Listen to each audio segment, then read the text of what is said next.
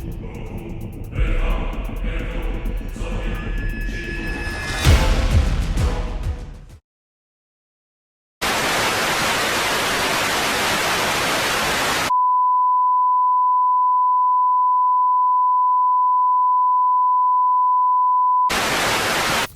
everyone, my apologies for my months-long absence.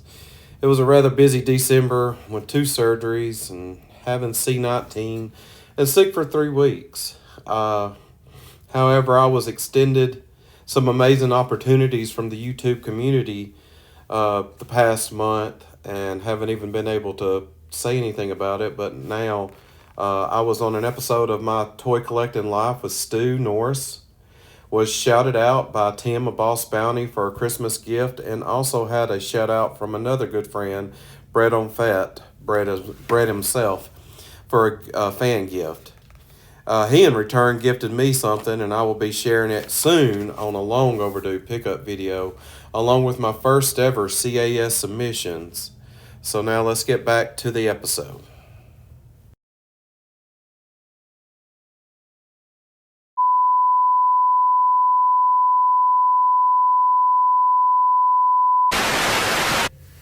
Let's see what Wave 6 had in store for us as far as releases and variants.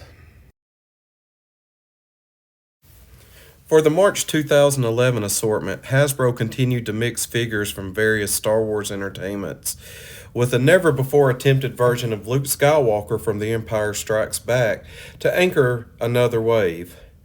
Brian Parrish decided Luke based on the arrival of Dagobah. The figure uses the 2009 Legacy Collection Snowspeeder Pilot Luke as a base and adds new tooling. Parrish worked in a new portrait with the flight cap to show that Luke's wet, tousled hair and added lower forearms with ungloved hands. He also amended the lower portion of Luke's flight jacket with PVC to include a holster and a hilt port. The flight suit is colored in a saturated orange to reflect Luke's submersion in the swamp. During the figure's production, Hasbro molded the lightsaber accessory in a translucent plastic that didn't have enough blue pigment. Recognizing the error, they quickly corrected it and continued production with a darker blue blade.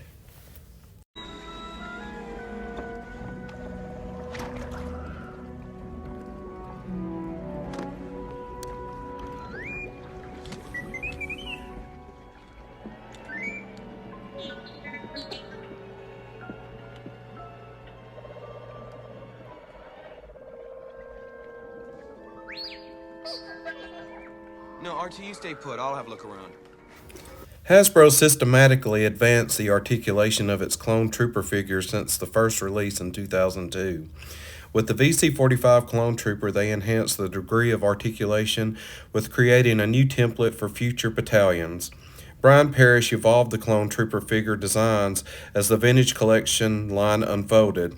With the Attack of the Clones 1 clone trooper, Parrish was able to incorporate unprecedented ball and socket hip and wrist upgrades in a newly designed figure. The upgrades were a worthwhile investment, according to Daryl DePriest. Increased posability is especially important for troop builders, where versatility aids and displays in personal storytelling.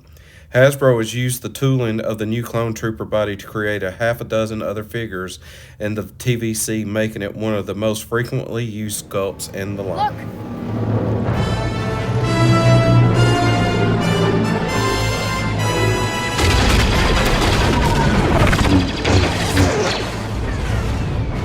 Around the survivors in perimeter create.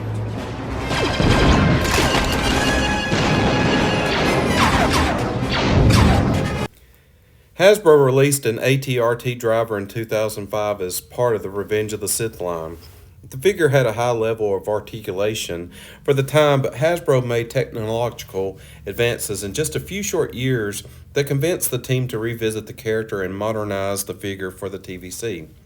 When doing the research for the AT-RT driver, designer Brian Parrish, who worked on Hasbro's Revenge of the Sith line, found reference material for the character that the team did not have in 2005. Parrish was able to give the figure accurate deco and, more importantly, guide the design, ensuring the figure was appropriately proportioned. The sculpting team incorporated Parrish's specifications while following the line's directive.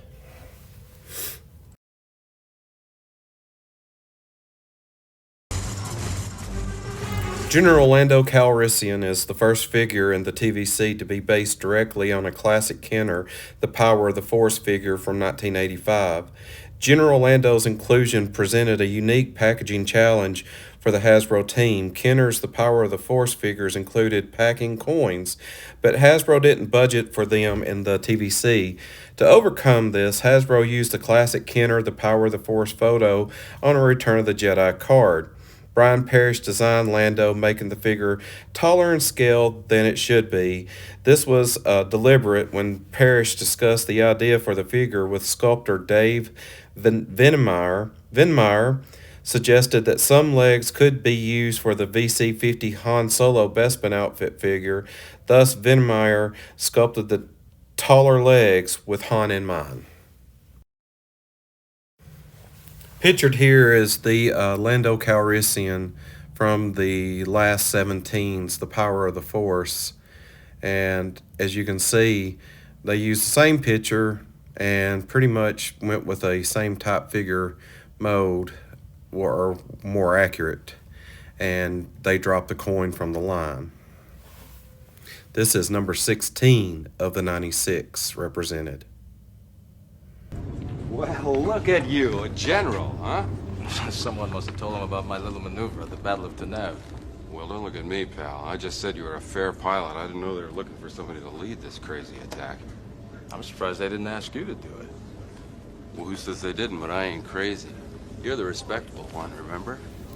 Keeping with classic Kenner era nomenclature, Hasbro chose Weequay Skiff Master for the figure's name. However, Weequay's the character's species. According to Battle of Hoth and the second Death Star volume of the Star Wars Encyclopedia series published by D. Agostini, the Weequay Skiff Master's name is Rentel Arin. Both Rentel Arin and Weequay compatriot Pageti Rook, who were aboard the same skiff during the Battle of the Great Pit of Carkoon, are named after Pentel and Ragetti, with the first letters from each name transposed from the Pirates of the Caribbean's film series.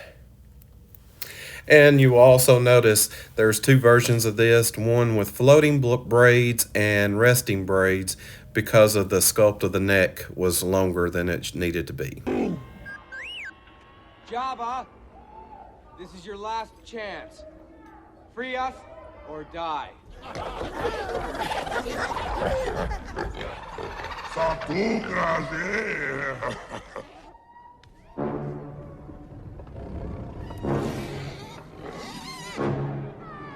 At the beginning of each new planning year, the Hasbro Star Wars team met to determine overarching themes and figure selections for the upcoming product line.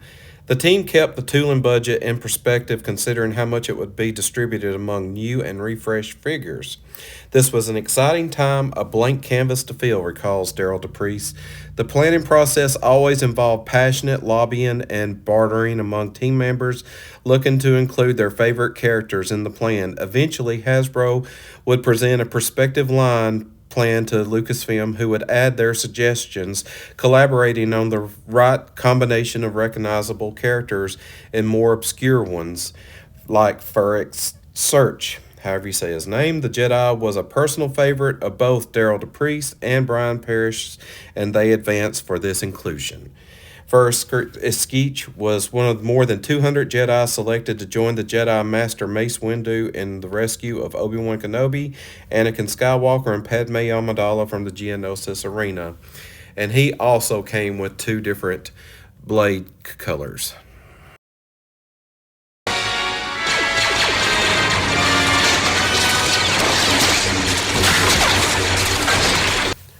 Wave 6 only gave us one of our 96, which was General Lando Calrissian from the last 17. But, you know, you got to start somewhere.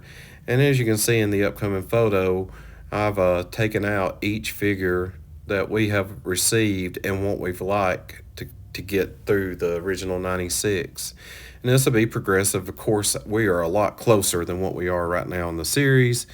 In the current TVC 2.0, I believe we're like under 30 figures or less to complete in the 96. But we're getting there, and each video will show you what each wave contributed to the original 96. Remember, if you enjoyed this video, be sure to press the like button, and if you would, subscribe if you want to hear more about each wave of TVC, and hit that alert bell so that you'll be alerted each time a new video drops. And I will try to do these, once again, try to get on a regular pattern, either between every week or every other week, and we'll also have special videos and giveaways. Thank you.